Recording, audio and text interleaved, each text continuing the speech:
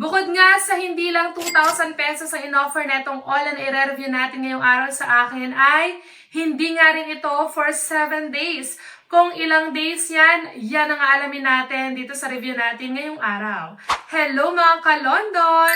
Loan dito, loan doon.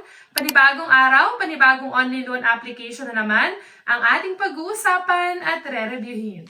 Tara, samahan niyo kung alamin kung ito na ba ang magiging solusyon sa pera problema natin. At kung bago ka lang sa channel na ito, ay huwag mong kalimutang mag-subscribe at i-click ang notification bell para lagi kang updated sa mga susunod pa nating mga videos. At yan na nga, tama kayo nang narinig dahil itong online loan application na ito ay hindi lang pang 7 days. Dahil ito nga ay nag-o-offer ng up to 2 months na loan term na kung saan every 15 days ang pagbabayad. 4 na beses tayong magbabayad sa loob ng 2 buwan. And every 15 days nga is magbabayad tayo. Yung kabuang 2 months nga na loan term is hindi na masama para masabi natin talaga na legit ang isang online loan application at makatutulong sa atin sa oras ng pangailangan. At bukod nga dyan is hindi 2,000 ang in-offer sa akin itong all na ito. Ang maximum na pwede daw nating malon dito pag tayo ay repeat borrower na is up to 20,000 pesos. And ayan nga sa mga curious kung magkano ba ang binigay o in-offer sa akin na itong all na i-review natin ngayong araw. Ito ay nag-offer nga sa akin ng 3,000 pesos at ako nga ay first time user. At kung ikaw nga ay naghahanap today ng all na pwede mong malapitan, lalong-lalo na ngayon na nangangailangan ka ng instant cash, pwede mong i-consider itong offer ng online loan application na i-review nga natin ngayong araw. Pero syempre kung ikaw nga ay madalas ma-reject at hindi ka na naman ma-approve sa application mo ngayon, naku, huwag kang mawala ng pag-asa dahil dito sa ating channel ay namimigay tayo ng instant GCash giveaway sa maswerteng mapipili. Ano nga lang bang dapat mong gawin?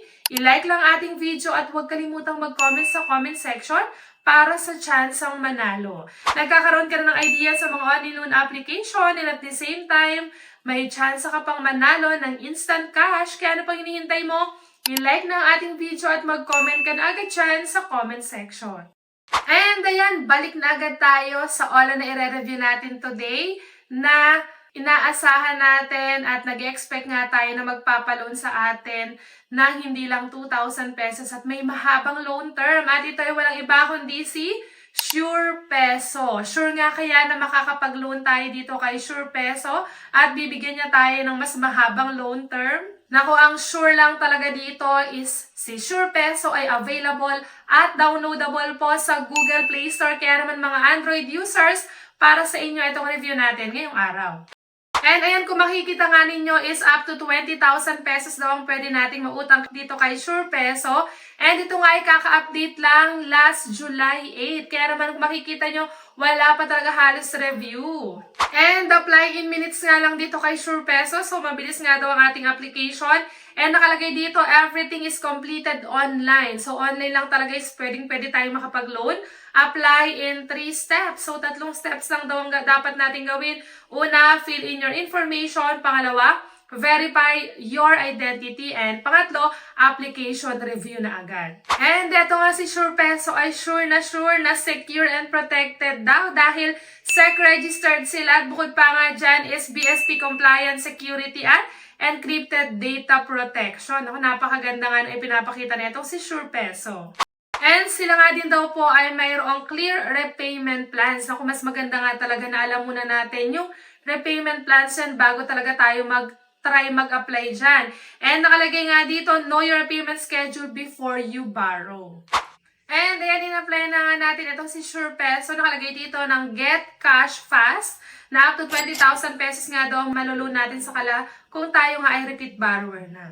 And para nga tayo makapag-apply, kailangan nating mag-register or mag-login gamit ang ating active phone number para makapag-send sila sa atin ng verification code and makapag-continue na agad tayo sa susunod na step ng ating application.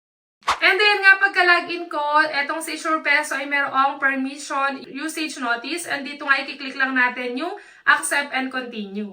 And i-click lang natin dyan yung apply now at dito nga kay SurePeso, isang valid ID lang din ang kailangan para tayo makapag-apply. At ang mga ID na pwede is UMID, driver's license, SSS, passport, postal ID, PRC, and national ID. And dito nga kay SurePeso, kung wala ka daw valid ID, pwede ka pa rin mag-apply basta ikaw daw ay makasecure ng police clearance. Ayan ha, mas pinadali na nila kung wala kang valid ID, pwede ka pa rin makapag-apply basta ikaw nga ay mayroong police clearance. And yan, after nyan, personal information na agad tayo. Syempre, kasama dyan ang ating full name, first name, middle name, and last name. Tapos yung ating birthday. Kasama yung gender and female. And yung ating email address ha, dapat active at nakaka-receive ng messages dahil dyan sila mag-update sa atin or magsisend sa atin ng update tungkol sa ating application. And sa work information nga, wala tayong problema dyan dahil hindi naman natin kailangan mag-provide pa ng payslip or certificate of employment na katunayang tayo ay may trabaho. And dito, kasama pa rin ang company name, company address, and syempre yung ating monthly salary or monthly income at baka dyan nga nila i-base kung magkano ibibigay nila sa ating credit limit. And sa emergency contact naman, kailangan lang natin makapagbigay ng 3 pero dapat alam pa rin nila na nilagay natin sila sa emergency contact sa ating paglo-loan para at least hindi na sila magulat once na message sila or tawagan ng mga agent ng OLA. And ganyan nga lang kabilis ang pag-apply. Totoong-totoo naman na minutes lang tatagal ng ating application is dito nga makikita natin yung ating application kay SurePeso is under review. Pero ang maganda dito is may binigay siya sa atin na 3,000 pesos na credit limit. And then nga kung makikita natin dun sa loan period niya, 4 na beses tayong magbabayad at ang ating pagbabayad is every 15 days. Meaning, hindi siya 7 days kundi pang 60 days talaga siya or 2 months. And dito nga natin pwedeng ma-receive yung amount na ibibigay sa atin or yung credit limit na ibibigay sa atin. Pwede siya through GCash, Paymaya, and bank.